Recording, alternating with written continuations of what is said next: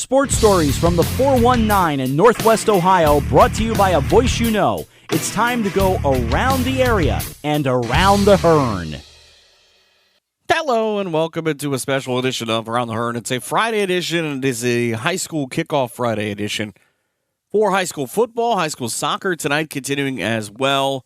Handful of big games in the area on both sides, but it's coaches' interviews this week. Bo Frye from St. Mary's, Chip Otten from Coldwater, Andy Schaefer from Columbus Grove, who picked up a big win last night against Pandora, and it's Zach Turner from Coldwater, or from Kenton, who will head to Coldwater later tonight. So you get both of the sides of the Coldwater-Kenton matchup for the very last time.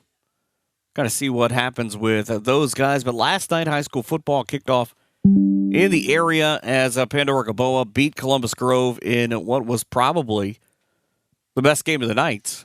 It was really the only game of the night that wasn't a blowout. 25-22, Pandora wins. It's just not very high-scoring game at the half. The last, I would say, 8-9 minutes of that ball game went back and forth. It was 19-14 Grove at one point, or Pandora at one point, and Grove came back, missed a 2-point conversion, but Pandora was able to score with 1 second left on an 11-yard touchdown to end up getting that win. Defiance blasted Napoleon to keep the River Rock 38-13. St. John's destroyed Jefferson 45-6, and LCC did pretty much the same to Shawnee 42-14 in a game that wasn't that close. Games that go on tonight in the area. Lima Senior takes on Pequot. Lima Central Catholic again last night with that big win. WBL teams in action. Bath takes on New Bremen. Salina and Versailles. And again, we'll find out how good Salina is. Kind of right out of the gates. There's a lot of people are talking about them to be a dark horse in the Western Buckeye League. Defiance and Napoleon last night, again, was a big one. Elida and Toledo Rogers. Kenton Coldwater. Ottawa Glandorf gets Eastwood. St. Mary's and St. Henry, game you can hear on K94. Myself and Denny Cisco with the pregame at 6:30. Van Wert and Bryan. Van Wert's quarterback a little dinged up from what I heard. And Wapakoneta Marion Local, which is just flat out one of the best matchups in the state. Midwest Athletic Conference, you've got Anna taking on Indian Lake. For Recovery and Wayne Trace. That should be a good one, too. Minster Fort Loramie, always a banger. Parkway and Crestview. NWC get Ada and Upper Soda Valley. That's one of Ada's last years in the NWC before they head north to the BVC. Allen East and Macomb. Bluffton and Ben Logan. Lipstick against Lake and Spencerville on Z Sports 3. Taking on Ridgemont. Those are the football games going on at some point tonight. Golf earlier on today already in the can. The Minster girls beat Anna and Delphus Jefferson in a three-way matchup. Boys soccer tonight. Napoleon travels to Fred J. Brown Stadium to take on Defiance. Why? Because the stadium's open. Football went last night. Football goes tonight. And those two teams will actually play a doubleheader with the girls' teams. That's a really neat thing to kick off what is week one of high school football, that you get these big soccer matchups, too, under the lights out there in Defiance, with Napoleon and Defiance in both games. Girls soccer will have Delphus Jefferson off their win a couple of days ago, 3-2 against Spencerville at Stadium Park to take on St. John's, make that long trip. And then a game on WZOQ radio you can hear. The Ottawa Glandorf boys will take on Kalida in Kalida, and that is traditionally a very strong opening day matchup. Not a ton else to get to right now. Things kind of heating up. Next week begins the run to the state championships. Really, that every sport will be in action.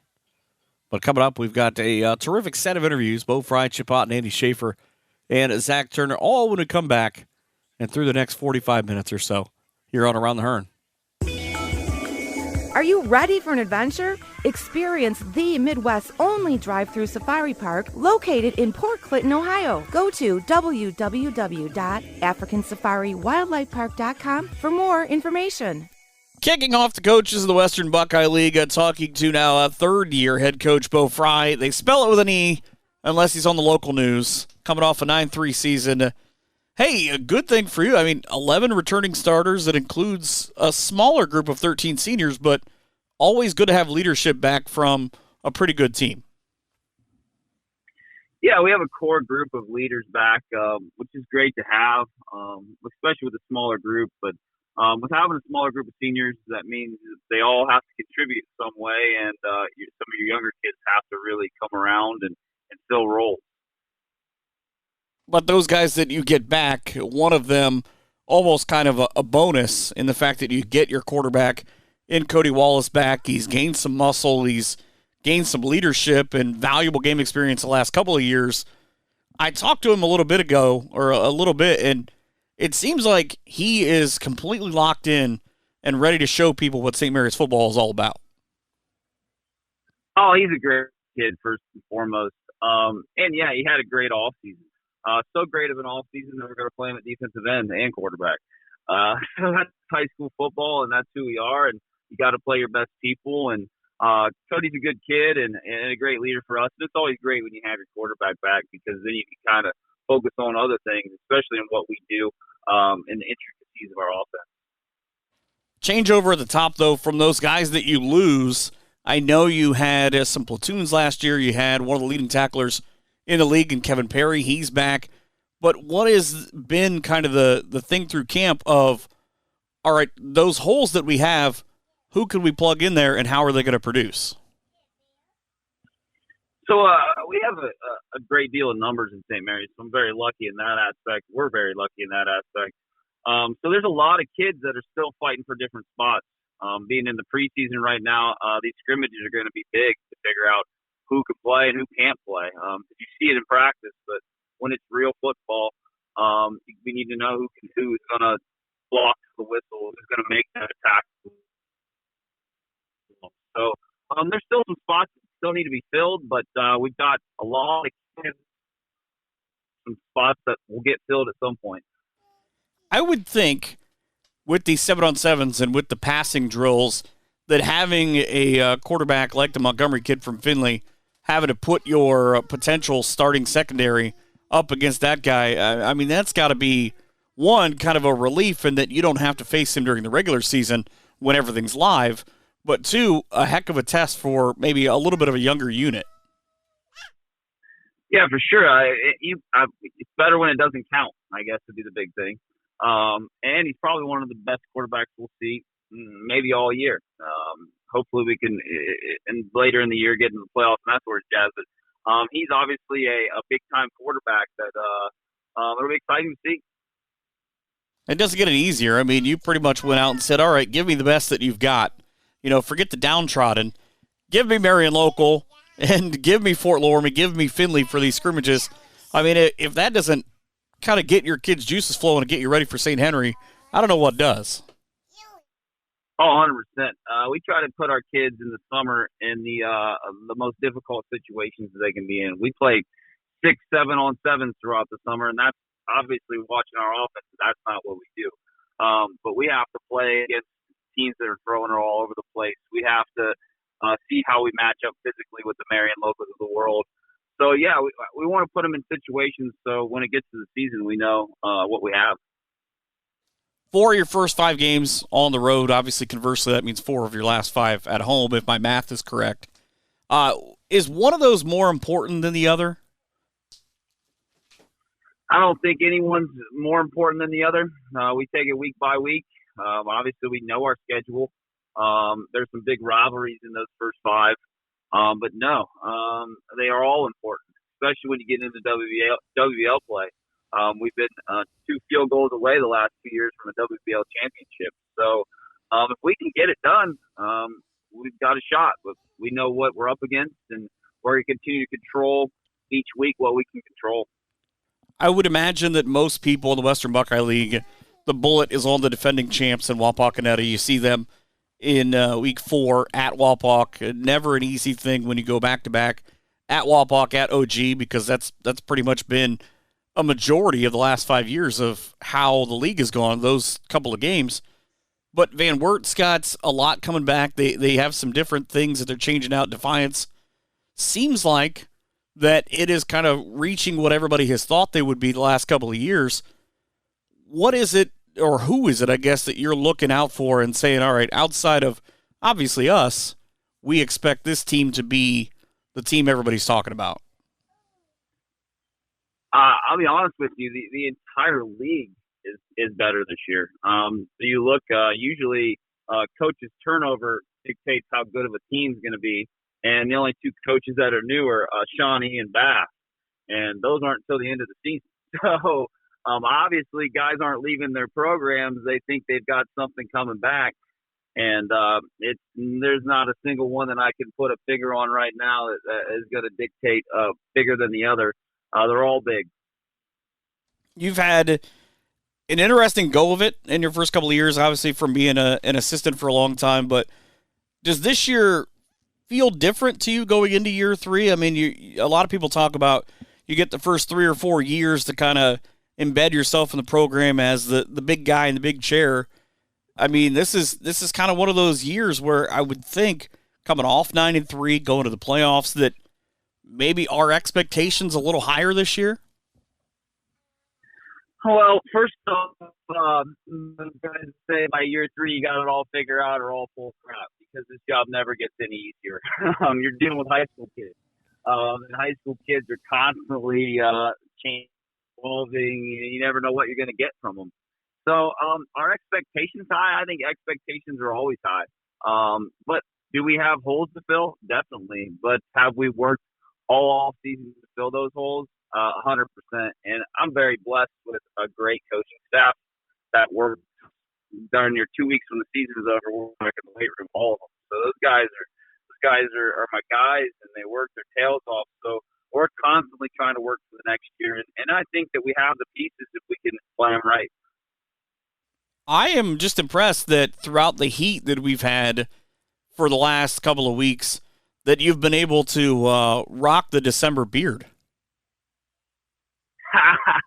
Well, hey man, I'm really debating it right now. I watched it on the news, and I talked to my wife, and she's like, I like it. I think you should keep it. But I'm like, I don't know. It's the bicentennial for St. Mary's here, 200 year, right? So I figured, let's get back to our roots, and we'll see how long it lasts. Well, your guys' big thing this year has been, obviously the mantra is own the field. What does that mean to you in terms of being the leader and passing that down of, this is what we're going to be this year? Yeah, that mantra is a mantra for the parents and the community. We don't have a mantra. Our mantra is come to work every day, take it day by day, and just get better. We know who we are. We're a program founded on toughness. We're a community founded on toughness. So I preach to our kids every day that, if we're not being tough, then we don't have anything. So I think own the field, yeah, that can mean whatever it means. I'm not really a hoopla, that kind of guy. I think let's go to work every day and let's be tough. You just pass out hard hats? We should. Helmets, that's good enough, right? You just got to go next door to the highway. They've probably got plenty of them. I mean, they're not really doing anything over there half the time. Yeah. It doesn't look like anything's getting fixed. Yeah, I got my own problems. I'll let them figure that stuff out. So, when you count down to a Friday night, obviously we're a couple of weeks away from this, but you have those scrimmages. I mean, do you get that kind of same mindset going into a scrimmage, or is it because it doesn't count that it's a little bit different from a coach? I think you go into the scrimmage with the same feel as a game, but if you get the P kicked out of you, you're happy it doesn't count, if that makes sense. But yeah, you're going in wanting to win. We walk into 7-on-7s with maybe being the worst passing team in the state of Ohio, or not, maybe not the worst, but the least passing team in the state of Ohio, and I want to win those. So there's nothing that we do in this program where we don't want to compete and we don't want to win. So yeah, I think scrimmages are a great thing, and honestly, it's a great time. You're only guaranteed as a high school football player 12 opportunities, and scrimmages are one of those opportunities. Well, I hope that all of those opportunities, I hope there's about 16 of them, actually, 16 to 18 if you're counting the scrimmages, that you guys get this season. Yeah, that's always the goal, and we'll work every day to try to achieve that. Hey, let me ask you this before we go. This just dawned on me, and I wanted to get a coach's perspective on this. OHSAA says this year we're going back to everything is played on a Friday.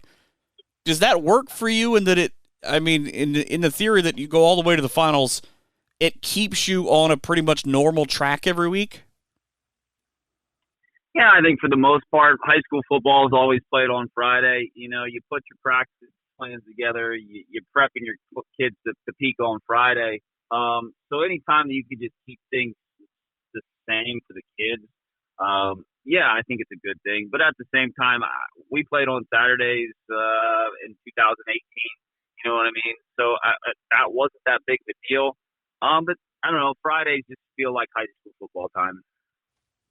And that's what it is in St. Mary's. High school football on a Friday night in St. Mary's. There's really not anything else like that. I'd agree. Well, I wish you the best of luck this year. Hey, thank you very much. You too. That's the head coach of the St. Mary's Rough Riders in Bo Frye. We've got more coaches in the Western Buckeye League coming your way in just a few. It's finally football season, and here at Lee Kitzel GM Sales and Service in Van Wert, we're here to help you score a touchdown. We'll make the necessary in-game adjustments to make sure you get the win. We won't stop grinding until the whistle blows. Yep, it's 110% effort all the time. We might even bite a kneecap off.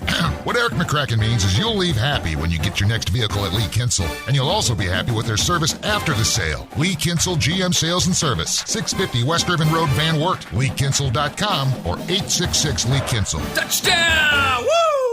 Switching gears a little further out from Columbus Grove into the Midwest Athletic Conference and the long-tenured head coach in Chip Otten, who's getting ready for a season, coming off of a season, I should say, in which Coldwater goes 11-2, 7-1 in the MAC. And starting off, before you guys even get to Kenton, you've got a couple of heavy hitters in your scrimmage season. Yes, Mike, we go to Walpock on Saturday. It's been a really good scrimmage for us the last, 5, 6, 7, 8 years. So they're a good Division 3 team who's big and physical, and so we find out pretty quick. It seems like every year we're putting together a new O&D line, and they get a good awakening tomorrow to how physical you have to be to play against good teams. So that's always a good matchup. And so we'll go there tomorrow at 10, and then we come back next Friday, a game-like scrimmage with Salina, and they've really improved the last 2-3 years, and brought in some good new coaches, and so they're doing a good job. And last year was a really good scrimmage for us. So two good WBL matchups to get us ready for our first home opener with Kent. And that, I talked to Zach Turner a while ago, and, he said that it's kind of odd and it's bittersweet that that's the last go-round between you guys and the Wildcats. Yeah, and we're not in the same division also. When that first started, we were in the same division with Ken. So this was before my time, just a little bit right before I got here, and had a couple really good playoff games with them. And then that started I want to say almost 23 years, something like that, the contract with them. So, yeah, just kind of, I guess it's run its course these last few years. So we decided we're going to move on and we're going to go play Valley View next year, the next 2 years. And Clinton Massey, we're losing Bell Fountain after this year also. And then so we're going to go Valley View, Clinton Massey, which will be two really tough games for us. Well, the good news is you get your first 3 games at home. Yeah. Last year we only had 4 home games. That's unusual. Usually it's 5 and 5. And so this year we're getting to 6 and 4, which is nice. In the first 3 at home. So actually, with our scrimmage with Salina, we're going to have 4 Friday nights in a row for the home team, Cavaliers. So that's good. That'll be good fun for us, and hopefully we don't get a rain day tear up the field too bad. You had to go there, right? Because now you're just tempting it. It's just tempting those those early thunderstorm delay games, right? Well, I saw the stadium, and you guys did some new renovations, and it looks gorgeous over there. Yeah, a few years ago we got what we call the CPAC, which is our which is our locker rooms, and it's a multi-purpose wrestling room, baseball batting cages, all that kind of stuff.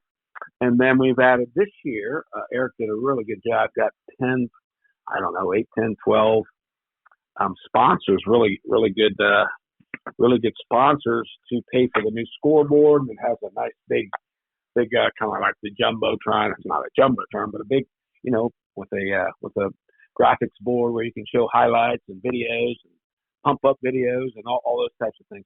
So that looks really sharp. So that's gonna be a good new addition. I was between the first time that I end up getting over there.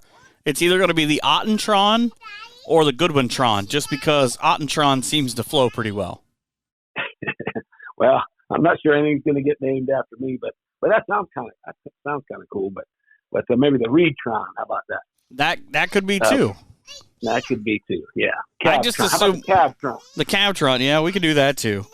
We can we can generic out so nobody doesn't get something. But how cool is that to pretty much any time that you guys are in need of something, and it doesn't necessarily mean just the football team, but with all of the programs there, that you're able to reach out to the community and they immediately go, okay, we're going to take care of you. Yeah, our community does a really good job, and Eric does a good job of reaching out and taking care of those folks with advertisements and things like that. Our booster club is really good whenever we need things. I know about, it's been almost probably 7-8 years when we got the best of the best helmets. The boosters bought the first, I think, 36 helmets that are, at the time, they were a little over $300 each. And so now they're probably closer to $500 each. So our booster club does a really good job of getting extra stuff and things that we need. And like I said, the community does a really good job of supporting, the school and all our sports, and our park, as you know, is pretty sweet. So always looking for new things to add to the park and the stadium and the school, kind of all work together to keep the facilities really nice. Does Eric sleep? Have we figured this out? Yeah, I don't know how, man. He loves that stuff, and so it seems to be at all the stuff between he and Jason Hemmelgarn, those two are out of everything, and always running around and looking for new ways to do things. I know that AD thing never ends, right? Because obviously you got all the different sports and just runs right into another, where all of us coaches, we get a pretty good break in between the seasons. I have told people this for years, maybe that other radio people or media, whenever they cover Coldwater, and they haven't before, you guys have, for my money, the best small school website at cavfootball.com. What was the idea? I mean, how easy was it for you? You do a weekly coaches corner where you preview the upcoming team / review the last game, of just being able to sit down and, whether it's a minute, 2 minutes, 5 minutes, 10 minutes, whatever, of just kind of sharing your thoughts every week. Yeah, it's kind of fun. Mike Spriggs started when John took over the program, and John wanted a highlight tape at the end of the year. And so Mike started coming to all the games, and he does the sideline version, and then he has access to our huddle video stuff that he gets the sideline view from the press box and now the end zone view, and then he has his own sideline view, and he puts that together each week. And then when I took overhead, he came up with the idea, hey, how about we do a little, like you said, that little 5-minute, preview of an upcoming opponent and how the last game went. And Chris Crone and Rob Stogler. Chris does a great job with all the statistics. So those two work together with all the statistics and the records, and along with Eric. And, like you said, that whole cavfootball.com is a really, really good site for anything you want on Coldwater. Maybe too much. I don't know. We put so much on there that we're probably giving away some stuff. But yeah, people love the little highlight tape that goes along with my little. I'm not sure anybody watches the Coach's Corner, but I'm sure they watch the highlight tape. I do. That's just fun. Oh yeah. Whenever we're lucky enough to cover you guys, I watch it every time and just kind of try to pick one or two things. Maybe it's just nerds like me. Yeah, probably. But that's what you do, though, right? Right. Yeah. So what did he say? I don't want to bother him. When you go into these seasons, I mean, you've got, I talk about Murderer's Row in the MAC, the way that it goes. Do you have to say, things like you've made the playoffs 25 years in a row of telling the kids, hey, we want our best every night because they don't want to be, or the community doesn't want them to be, the class that doesn't make the playoffs? Or is it just kind of ingrained to them? I think at this point, it's the expectation now. And of course, now with 16 teams per region getting in, it's obviously easier. When back in the day when it first started, as you know, there were only, you might not even been born yet in the early mid-'70s when playoffs. No, I was not.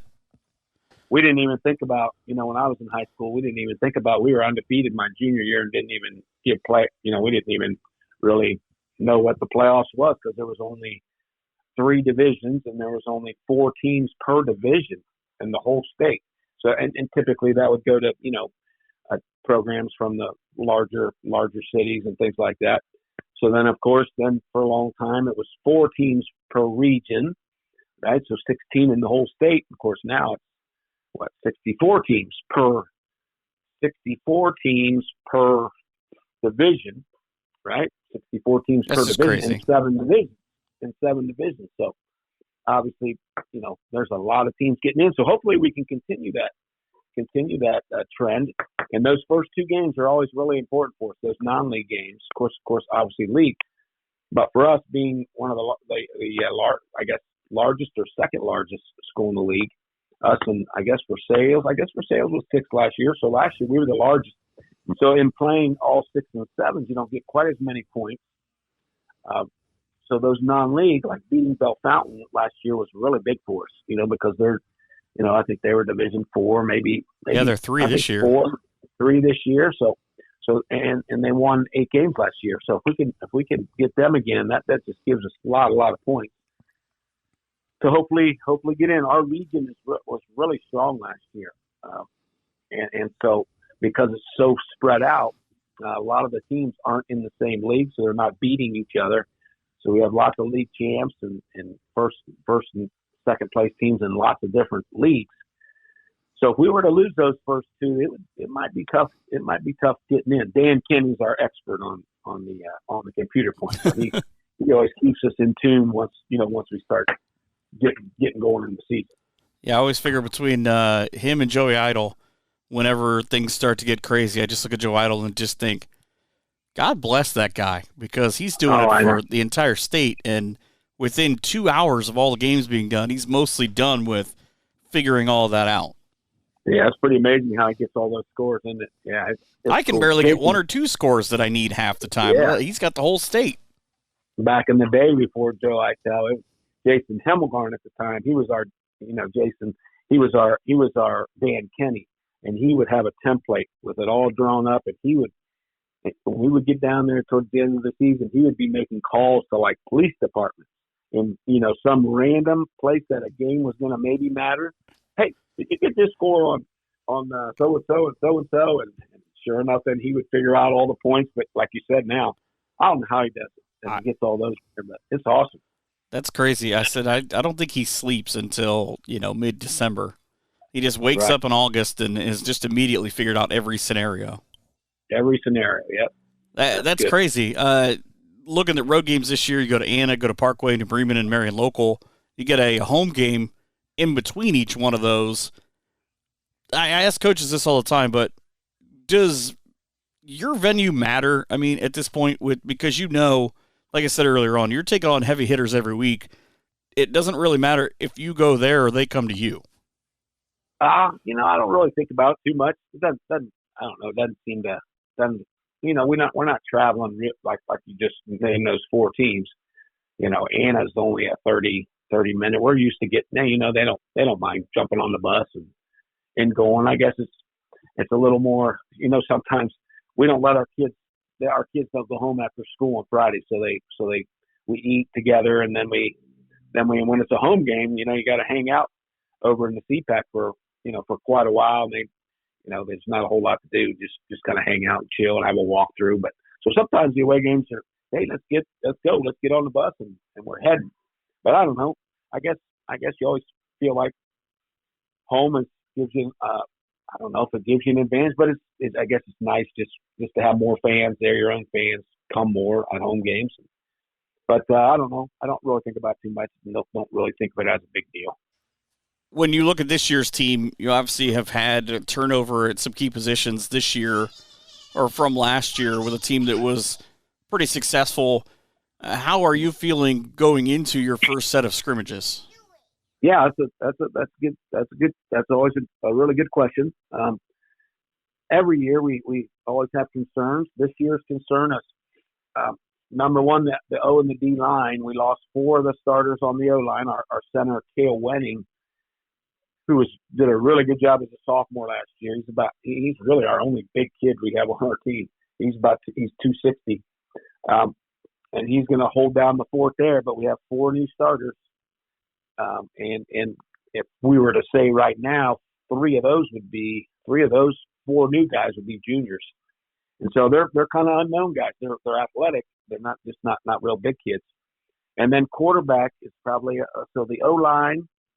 And the quarterback position, we're going to have a new quarterback, and there's 2 guys. Balen Blockberger is a junior who was our JV guy last year, who did a good job. He's probably more of a thrower and a good smart guy, kind of like Reese Dellinger 2 years ago, I would say, sort of like Reese. And then Braylon Hardemer, who really was a really good slot guy for us because he can run and catch, and he's really quick and played for Marcel when Marcel got hurt last year. So we don't really know yet if we're going to play them both. If Bay could take over, that would be great. If not, if Harley has to take over, well, that's what will happen. So that's what these two scrimmages are really determine, I guess, whether we'll definitely, even if Balen Blockberger is the quarterback, we'll have a package for Braylon Hardemer, because he's so athletic, and we'll call it, like a lot of times teams would say, hey, this is the Wildcat package for the scrambler kind of guy. So it's the Wild Harley. We'll see. Yep. So the Wildcat, Wild Harley. Yep. So so we'll see. Those would be the 2 concerns. We have a really good, strong junior class of linebacker, fullback, safeties, kind of guys that we're really, really happy with right now. So those, like I said, there'll be 3 or 4 possibly O-line starters that are juniors. That's a good class for us with some good solid guys that'll help those seniors move throughout the year. Well, I will say one of the things that I've always told people, and I've always had a huge amount of respect for, that you guys do exceptionally well, is being able to kind of recognize and make changes where you need to and kind of go, all right, well, this isn't working. Maybe we tune this a little bit. And a lot of coaches have said, they do that so well at Coldwater that sometimes we didn't even think about how they would change something to how we tried to play them. Yeah, well, I'll take that as a compliment. We try to build what we do around the player's ability. So this year we're going.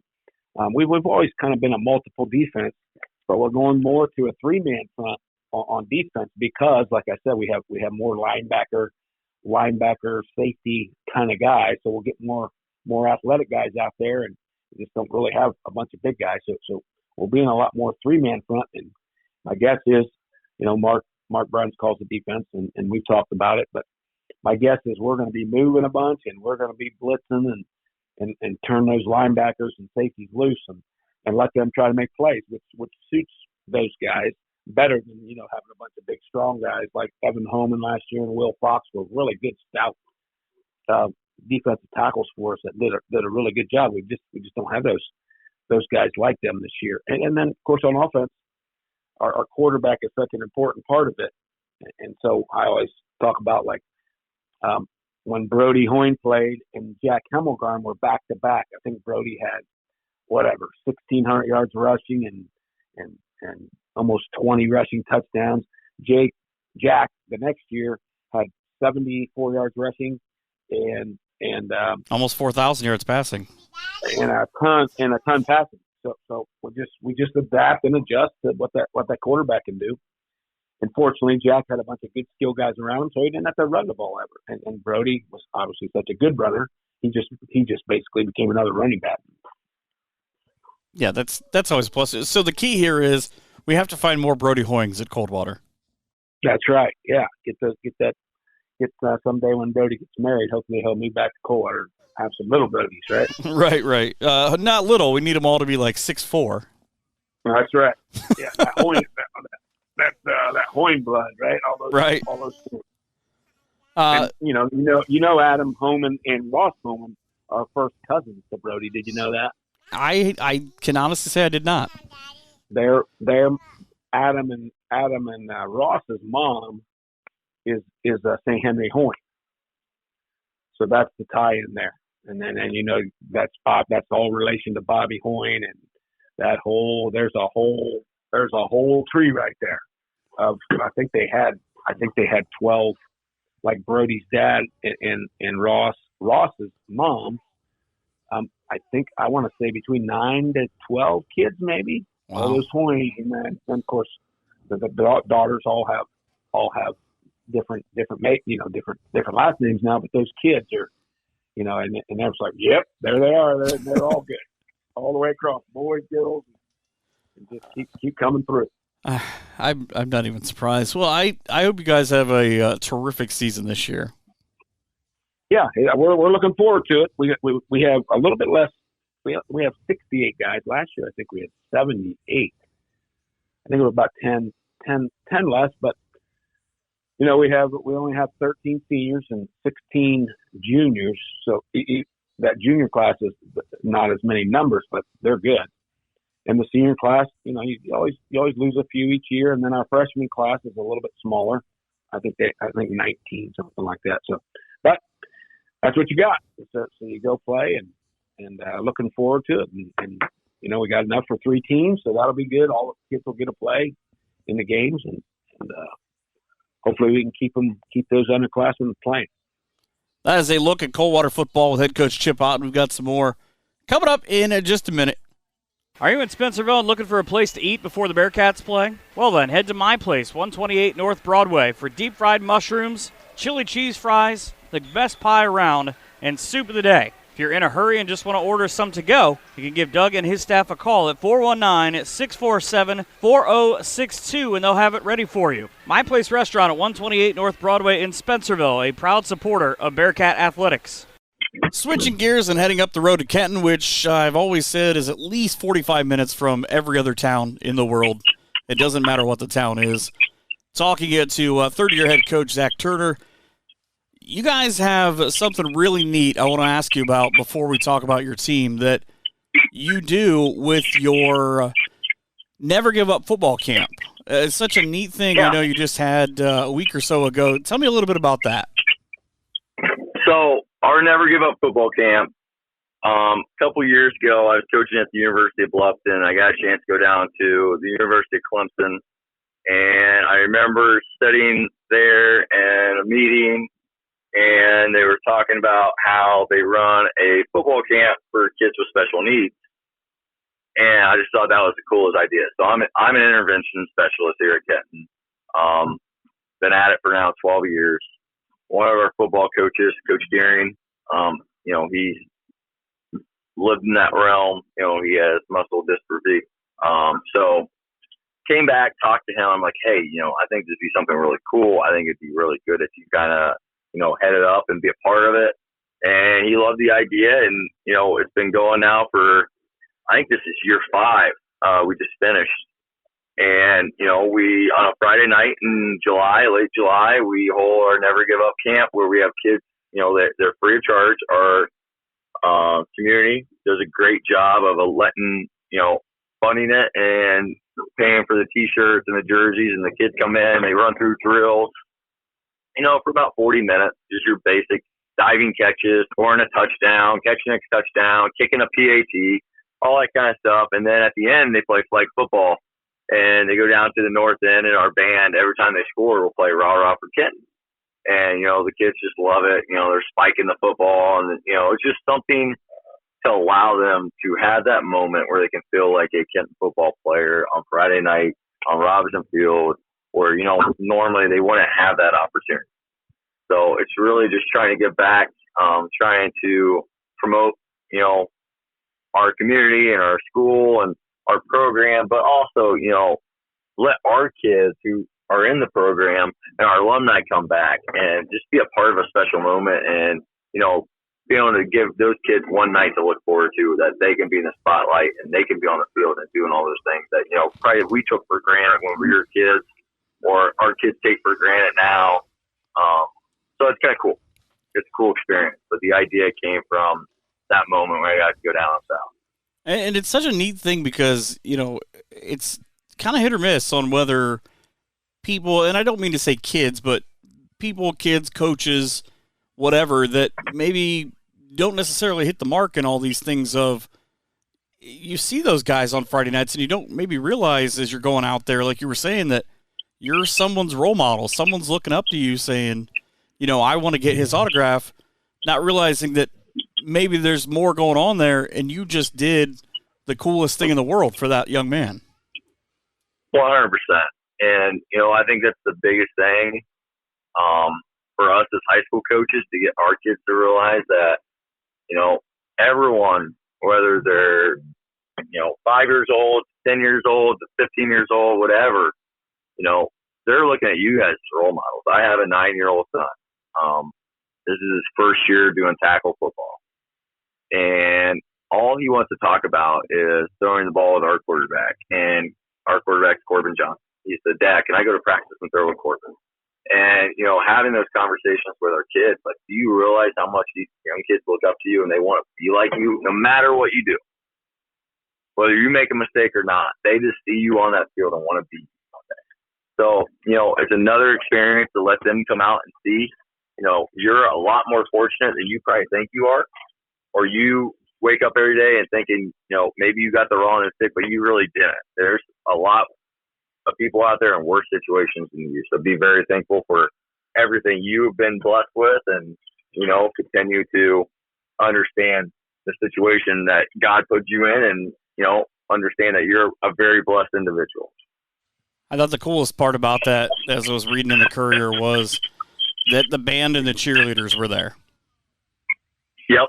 Every year. They have been a part of it every single year. We have a awesome band director with Mr. Wisman who, participates and makes sure his kids are there every single year.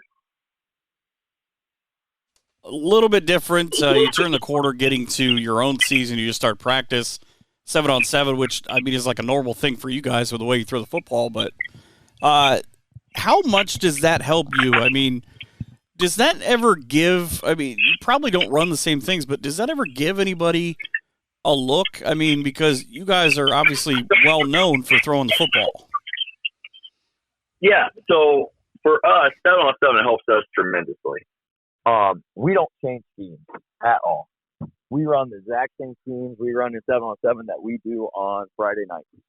So I know some 7-on-7 schools come in and, they run all these pick plays and all these rub plays and everything else, and they're drawing stuff up in the dirt, and we don't do that at all. We run the same exact stuff. So we're working on timing with our quarterback. We're working on how we release our route, how do we run our route. We're working on all that kind of stuff. So we're doing the exact same thing you would see us do on Friday night right here in 7-on-7. And I think that's probably the biggest difference for us. People want to say that, some people are just doing this for that, or, you're just running 7-on-7 because you're, just doing it to do it. Not for us. We're working on timing. We're working on our reads. We're working on our leverage, how to release, how to get off the ball. All those things that translate to a great passing game is what we're trying to accomplish in 7-on-7. So it's a lot different for us than maybe some other schools, because we're hammering our kids, and what we install for 7-on-7, we run. So when we hit fall camp, what we're doing right now, we're trying to get better at some things, but we're not installing anything. We're not going through new plays. It's the same plays we ran all summer. And I think that's the biggest thing I kind of learned under, Finley has their OC this year is Matt Best. And Matt coached at Kenton when Matty played, and OC for us when we went to the state title game in 2011. And, he's at Finley right now, and he's running the exact same stuff we're running. And, we have conversations all the time about little things here and there. But, what they installed, there's the same thing we installed, and we're the same kind of thing where, we install it early in the summer, and we rep it all the way through, and it doesn't matter what we do. It doesn't matter if it's 7-on-7 or 11-on-11, we're running the same stuff. So, I know that's kind of always been the thing with a lot of people. 7-on-7 is a different game, but for us, it's pretty much the same game. You just don't have the 3 or 4 defensive linemen that you normally see on a Friday night. Which is good if you have a young quarterback that you're trying to get some throws. Yeah, Corbin's done a really good job. So Corbin is our junior.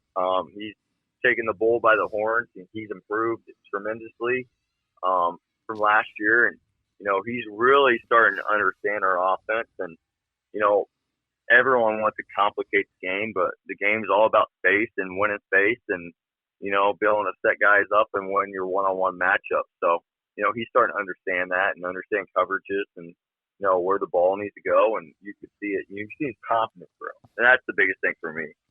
He's always had it in him, but now you're starting to see that confidence grow. You start to see that leadership come out. And, anytime you can complete some passes and get in a rhythm, you're going to see that. So he's done a really good job commanding our offense and doing those kind of things. And, it happens in 7-on-7 because he's starting to get those reps and he's starting to see it. It's kind of a rough start for you your first 2 years ago, and then the first year you get the one win last year. Was there any kind of, because I know Kenton football fans are very, I want to say rabid, but I mean it in the nicest way, that they are into your program from, the second that one season ends, they're working on the next one at the local breweries and, everywhere. But was it any kind of, I don't want to say monkey off your back because I don't like how that sounds, but of kind of a relief or a gasp of, okay, we got one. Now, see, we can do this and we can flip this? I don't know about all that. I think the biggest thing I learned through this process is, you coach and you compete and you grow up to win. And when you play sports, you grow up because you want to win the game. And that's the bottom line. There's no moral victories or anything like that. So, yes, winning that game was nice, but it's not always the one thing you remember. You remember the other one. So, those things have always, kind of stuck in my mind. And the biggest thing I can tell you, Michael, is this offseason, I took a step back and I really reevaluated things. And I got into the one thing I realized. So when I was the offense coordinator and I was a young coach, I read a lot. I did a lot of writing. I did a lot of journaling. And I always take my notes. I was always reevaluating and looking at that. When I became the head coach, I kind of lost myself a little bit. I became more of this guy that I thought I had to be, for lack of a better term, the manager. I didn't coach as much as I should have. I didn't, I thought I was the CEO. And I kind of forgot about who I was as a coach. So I started reading a lot more. I got into Ryan Holiday books, if you ever heard of him. He believes in stoicism, which is basically just the betterment of self and, trying to understand, the world around you.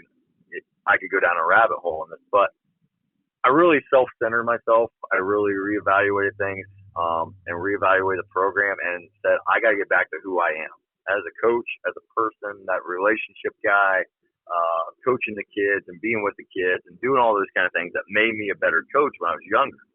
So, this offseason, I flipped things about, how I went about the team. You're always the CEO because you're running the program. But, I'm calling the offense this year and I'm coaching the quarterbacks again. And, you forget about how much you miss those conversations with the kids. And I just wasn't doing it, but that's what made me a great coach when I was young. That's what put me in a position to be a head coach. So I was able to reevaluate that and kind of learn, and I got to get back to who I am. And we were walking out on practice night, and I kind of looked at our offensive coach and I said, man, it's just so good to be coaching because I didn't for 2 years, really. I was more than a CEO kind of guy, and I missed that. So, I think reamping and learning and, figuring out who you are, and, you can't get lost when you get a new position. You always got to realize what your roots are and who you are. And, I think that will help a lot this year. I think it's going to help, our kids understand some things. And, anytime you can build relationships with kids, you're always in a better spot. I told our AD this today in a conversation. I said, the first 2 years, is not what you imagined, but I'd rather be in that situation than hand the keys to a Ferrari later on in my career and not know how to fix the Ferrari. So, you live and you learn and you get better, and, no one, for what Jim Harbaugh said about Ryan Day, right? Being born on third base. Sometimes you're not. Sometimes you gotta get thrown out a couple times before you hit that single. And then hopefully next time you get up, you hit a double and you grow and you get better. And, the past is the past and you can't soak in it, and you just got to get better, and you got to focus on the kids in your program today. And that's what I feel like we've done this year. And we've had a pretty productive off season. We've worked the kids probably harder than they ever have. And, we've just been talking about understanding what's in front of you and understanding your mentality and how you attack every single day and what you need to do. So our kids have taken it on head on, and, I feel like we've taken some jumps, and we'll see how, we're scrimmage Fort Laramie on Saturday. So the truth's always in the tape. Well, then, of course, you tried to hit a home run in your first game and the last time with Coldwater. I'm sure that it's kind of a yay-nay thing because that bus ride can't be great, but it's, you have one heck of a challenge anytime that either Coldwater comes to you or you go there. Yeah, I mean, you're talking about one of the most elite small schools in America, right? Maybe only second to Marion Local. I mean, there's not a whole lot that, compared to those two schools. And, you're going in and, you're trying to perform the best you can. And, they come from a tradition-rich program just like we do. And, they've won their fair share of state titles just like ours have. And, the biggest thing I tell our kids is they're high school kids too. They put on their pants every day just like you do. And, the key to them is they're going to execute at a high level. Can you meet their execution? And it's not just for one quarter. It's not just for one play. It's for 60 to 70 plays on both sides of the ball. And, making sure they understand that they have to do their job every single play. And they're going to win some, and you're going to win some. It just matters at the end of the day who wins more one-on-one battles. And, they are always going to be prepped. Coach Otten does a great job with them.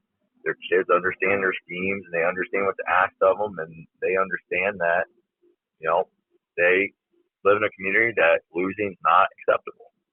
And, it's always a great battle. It's always a great test, and it's a great measuring stick for us. I'm going to miss playing them. I think, the one thing I've always enjoyed was watching their game film and breaking them down. They do so many different things offensively and defensively, and they execute those things at a high level, which is why they play in late, November, December every single year. So, it's bittersweet in that sense because when you compete, you want to play against the best schools. You don't want to go play, a school that has a losing record. You want to play the best of the best, and you want to match yourself up against them, as a program and as a coach. And, you want to see where you lie on the measuring stick. So bittersweet, but, we're working towards that game on August 18th. There was some guy, he said something about to be the man, you got to beat the man. I don't know. Yeah. I mean, it's right there saying. Have an oddity in your schedule I don't know that I've ever seen where quite literally your entire schedule is away, home, away, home, away, home all the way through.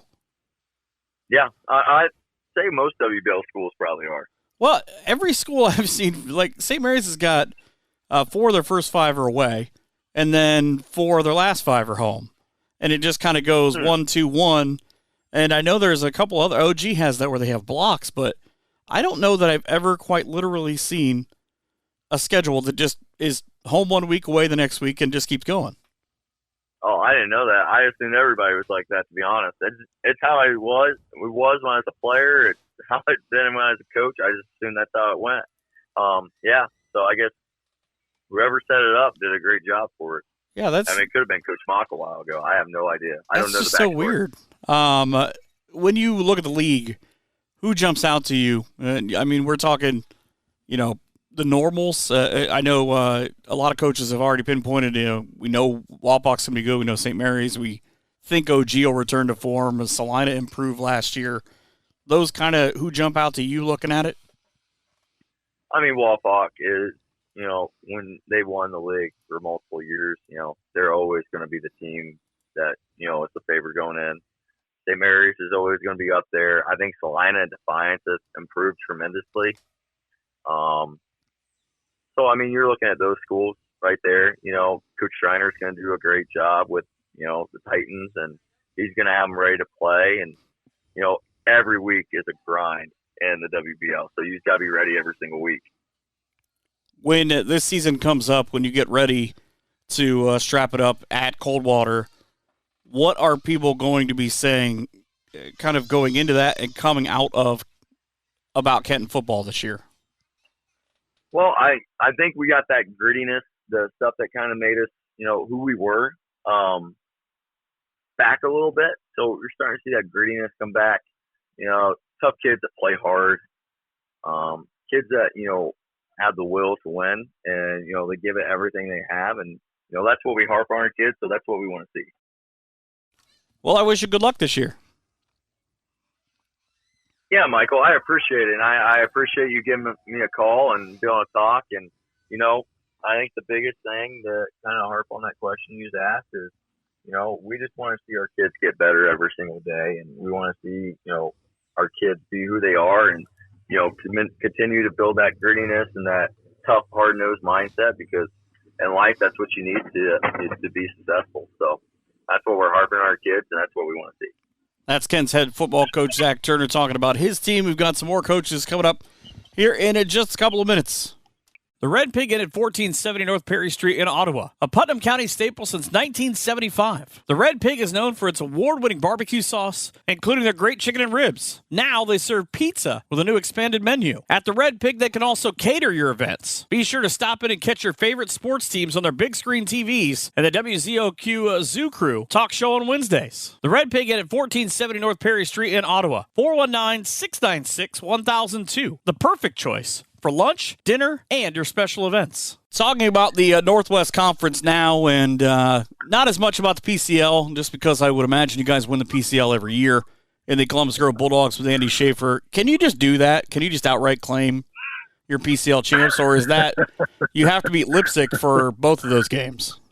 It's not something that we really talk about, to be honest, but it could definitely happen. I remember when I first moved here, because I wasn't a Putnam County guy, kids talked about Kalida and in Ottoville and all these other. I was like, I've never even heard of these schools. Like, where are they? So, but yeah, Pandora and Lipstick, certainly we have some tradition with them, and they're targets for sure. Well, hey, you won both games last year, so by my means of math, that makes you PCL champions. I guess. OG might say something different. Well, PCL champs, but yeah, yeah, it is. I don't know. I've never gotten a trophy for it, so right. I'll just keep going. I did have a hard time with that at first, being an Allen County kid, of when I would reference Putnam County versus referencing the Putnam County League. I would slip up sometimes and like, well, it's the PCL plus OG. Yeah, that's right. I'm like, but OG doesn't count in this conversation. Then somebody from Ottawa, why don't we count? Well, because you're not in the PCL. Because you're not, yeah. Like, I don't know if I'm breaking your bubble or what, but yeah. We were just talking. You've had a very busy summer, sending one off to college, watching one get married, and now I guess you get to that point where you're 70 other kids' dad because you're 2 weeks away from your season. That's exactly right. It has been a very, very busy summer for my family, and which is okay. And but these guys, especially my coaches, have really done a great job of kind of picking up the slack. There were some days when honestly I wasn't there. I missed one of my first 2-a-day practices because I had to move my son to college. But our coaches know that that's all right. And I think honestly we built the program to the point where it's beyond just me. Certainly I'm a big part of the team, but if I'm not there, I think things still go. Everybody knows the expectations, and I've been here. It's hard to believe, but this is my 12th season at Grove. So most of these guys that I have on my staff have actually played for me, and they know what's expected, and so do the kids. So it's been good. How much does that help, though? Because all of those guys I know a couple of their ages for sure, but I'm not going to date them. Let's just say from graduation to less than 30. But for them to still be able to, and I know a couple of them have brothers or cousins because it's Putnam County that are playing, that they're kind of maybe, are they able to maybe sometimes relate something to the kid that are maybe just kind of looked at that's just coach. But if it comes from a position coach, then it makes sense. No, I'm glad you said that because it's the truth. These guys have great relationships with them. And they see each other, everywhere, including family gatherings and whatnot. There's always that worry of, will they respect them as a coach? And again, we make sure that they do. So we've never had that problem, but it's really cool. What was really awesome was this summer we did an alumni 7-on-7. And we had some guys come back and they were unreal and made us look silly because you got guys like Gabe Clement, that's decathlon athlete at University of Findlay. Some guys like that. They were just absolutely torching our defense. But what was cool was they didn't need play cards. They knew our system and they were running plays and same defense, same offense. And it's just neat to be at a place long enough to see. Those guys just come in and really want to pour into their community and make sure that tradition stays alive. Is that a compliment to you because that's so ingrained to them they could just do it, or was it frustrating because you're just looking at your actual team going, what this play is? No, it was 100% a compliment. I knew what we were playing against, and Blake Reynolds has still got it. Gabe Clement still got it. Jackson Schrader, Braylon Baxter. The list goes on and on and on. We had some really, really good athletes playing, and we liked it. It showed us that, hey, we got a little ways to go. Well, it's crazy because in your 11 seasons, 3 regional crowns, 2 in the last 3 years, you've gotten through just kind of a gauntlet of teams, but it seems like that age-old thing, wherever you're at, that last door, the final boss, so to speak, in the video game is always a Coldwater or a Marion local. That does kind of stink, yeah. The MAC has definitely got us, and it is what it is. But, I think every time we play, we played Marion local years and years ago, obviously. That's been a while. And, when some would say about 20 years there was a pretty good event. Well, I wasn't talking about that one yet, but I meant when I was still here, when we lost to Marion Local in the semifinals. I don't think I think our kids were starstruck at that point. When we played Coldwater, it was really actually a very close game. We lost Gabe Clement in that game. I know you were there. I thought that's the turning point in that game for me because he was having such a great game. It was, and then last year against Marion Local, I could just see it in our kids' eyes. They were ready, and they weren't afraid. They were ready to smack them in the face. And honestly, I think our kids did. And we played them toe-to-toe for quite a big part of that game. So I think our program's headed in the right direction. We just keep getting better and better and better. And like I said, last year when I saw just the eyes of the players, I could tell, they're ready for these games. So, hey, we're going to hopefully take the next step this year, and you never know, we might see another MAC school, and we won't take it for granted, that's for sure. There's a really good article, I want to point this out, of you guys, an interview that you did with Black Swamp Football. I read this thing religiously kind of from front to back to learn about teams, and the one thing, I knew this, but to see it in print, that kind of jumps out to me. Losing 7 starters on the defensive end, 5 on the offensive end, but the fact that those starters are Tad Cook, Lawson Magg, Shep Hawker, Brent Renner, and A.J. Schaefer, it makes 7 seem like about 12 or 13. Yeah, those are good dudes. All of them are great kids, and they're moving on, and some of them are playing some college sports. AJ's playing football. Yeah, Chad and Lawson are playing or running or throwing in track, I should say. But those kids are competitors, and it's a big loss. But we've got a lot of guys that have experience and have played. And I said this in an interview the other day. You can't take for granted what playing 15 games is for your other guys, and all the extra practice time that they have and spending time with those guys that you just mentioned. Our linebacking core with Landon Trader, Tad, and AJ, those guys, they didn't just prepare themselves for the game. They prepared everybody else. And, I've talked to all those guys, obviously AJ a lot, but I've talked to those guys, and they really – they say, hey, I think they're going to be just as good because, we helped prepare them in practice, and we did these drills, and we did this. And, that's what I really like. We've got a program established here that those guys, even when they graduate, they still come back to practice and still want to work with those kids and still want to make sure that, I guess, Columbus Grove football is at the top. Well, they got to do something while mom's doing their laundry.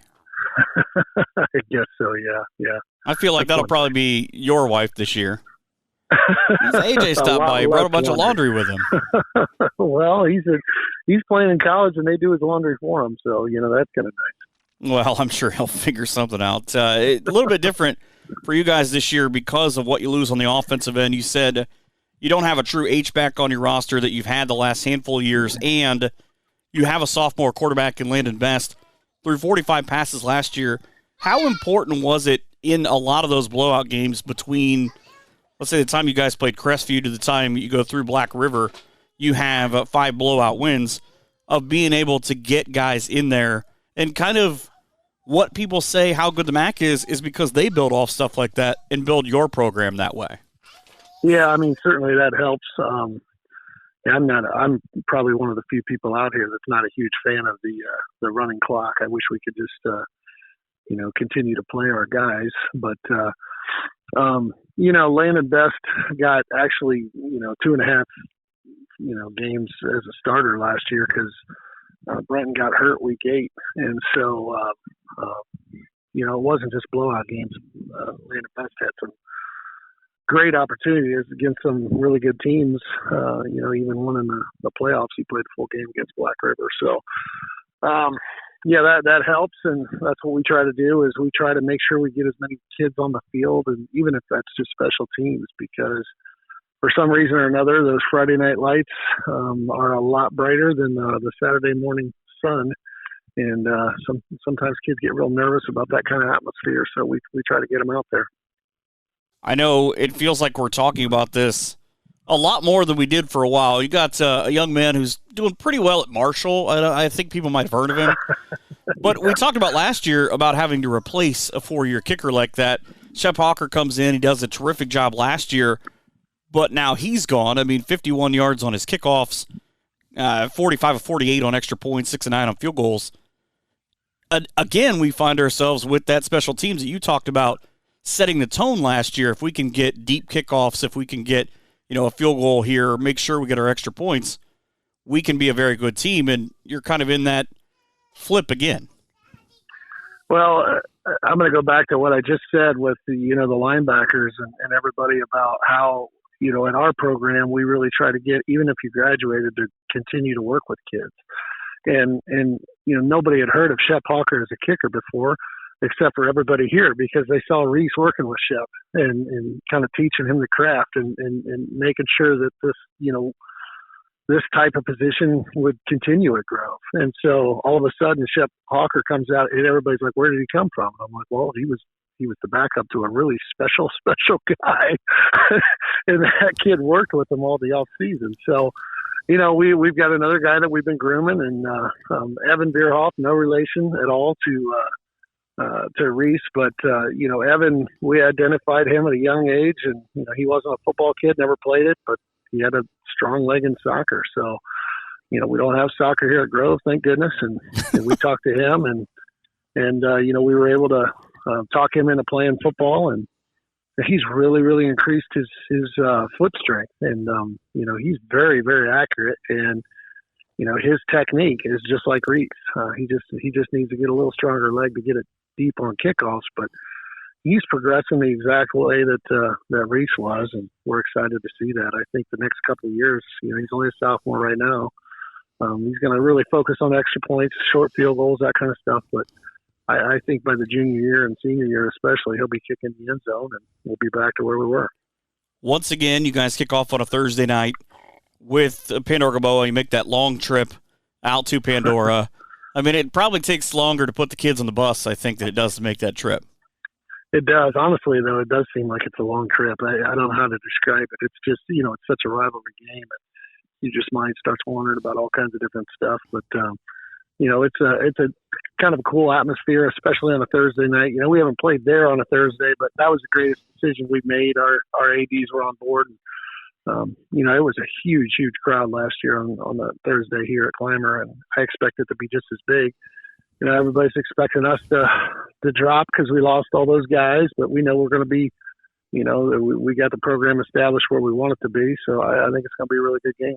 And I thought last year you guys made a statement, you lose 2 of your first 5, but after that LB game where you lose the big winning streak and all of that, a lot of people kind of said the same thing of, well, they lost a lot from last year. Maybe this team isn't that good.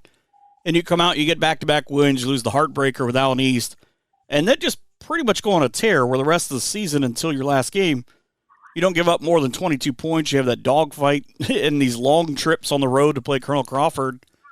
I thought it was a big statement of where this team, and you talked about a little bit, of where this team has come and where you're sitting right now. Yeah.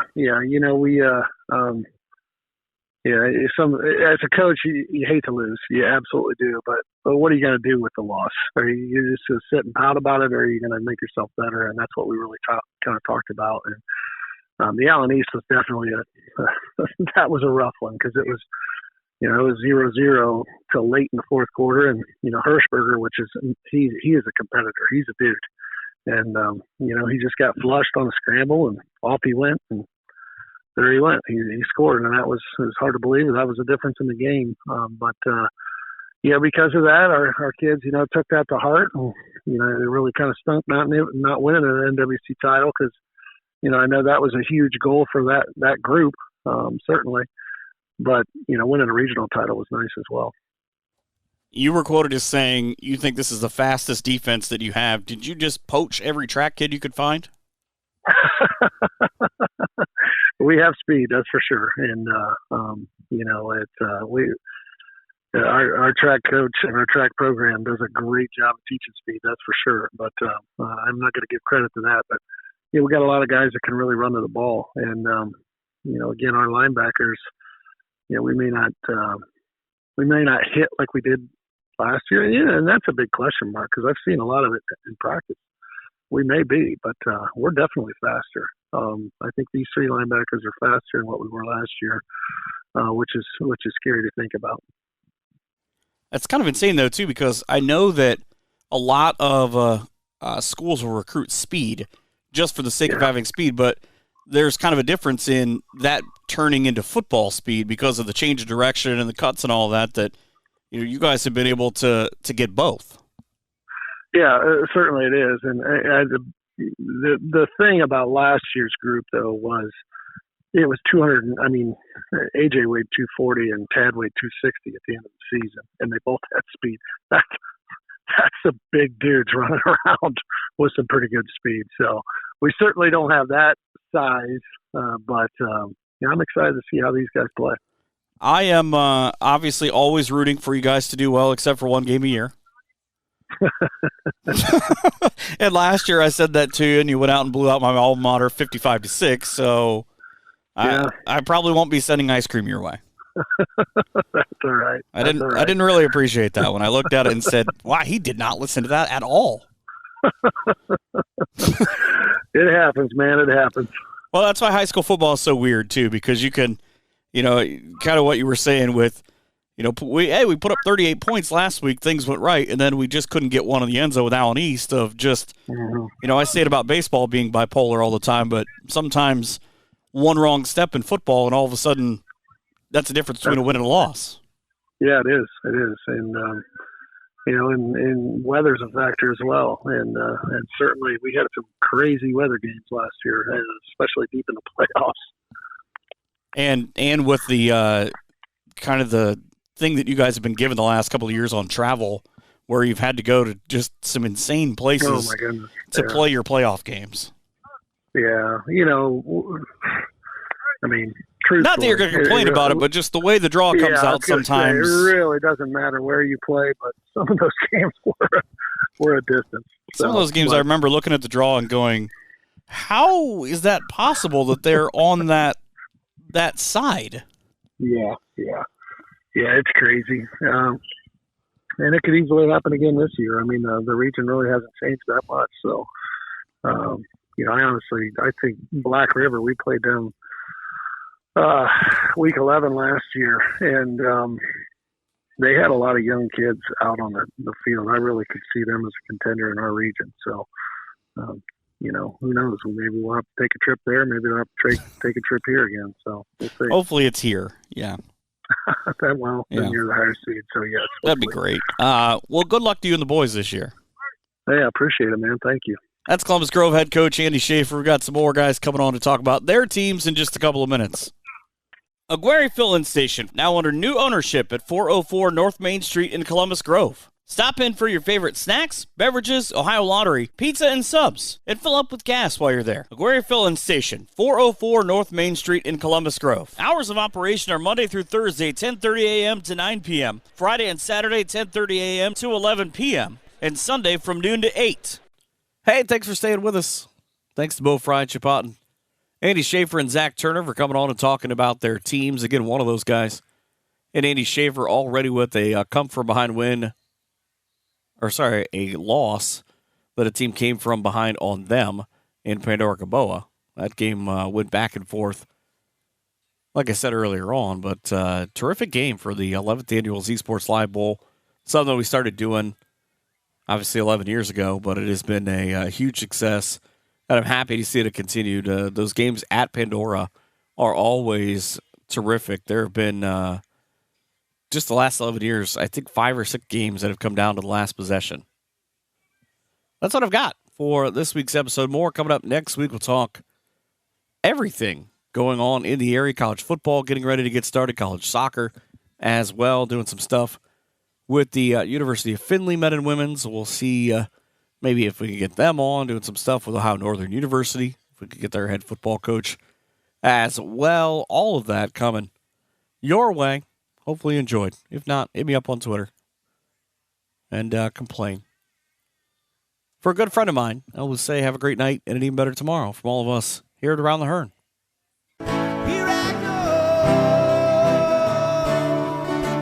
We hope you've enjoyed this edition of Around the Hearn. Come back next week for more local stories from the NWO. But until then, be sure to follow us on Twitter at Michael Hearn PBP for more great area content.